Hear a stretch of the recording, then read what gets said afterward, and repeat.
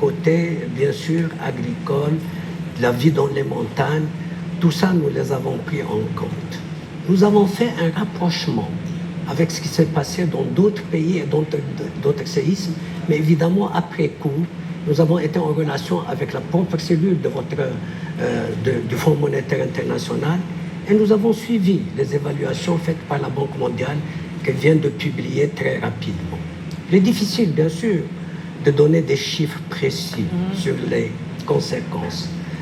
Mais ce que nous avons remarqué, c'est que contrairement, quand il y a des séismes de ce genre, eh bien, la croissance reprend.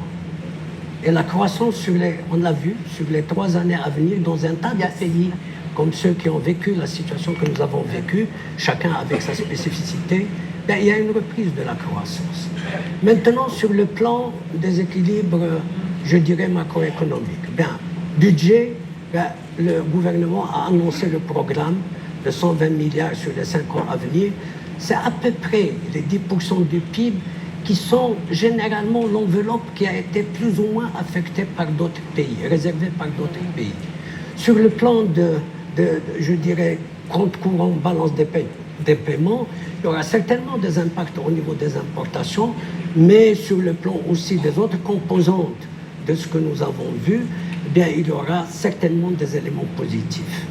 Bien sûr, il faut attendre les chiffres au fur et à mesure disponibles pour mieux cerner de plus près les impacts. Mais nous pensons que les impacts ne seront pas sur le plan négatif autrement démesurés, mais par contre, il y aura aussi des éléments positifs. Ce qu'il y a, il y a aussi le compte qui a été ouvert de solidarité.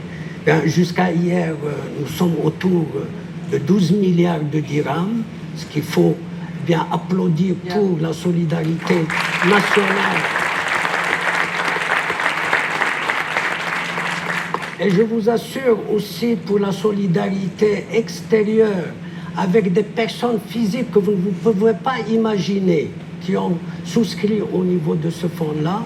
Mais bien sûr, là aussi, si besoin en est, s'il faut négocier avec avec les organisations internationales, Fonds, Banque mondiale, BAD, etc., le Maroc a encore des marges de manœuvre intéressantes.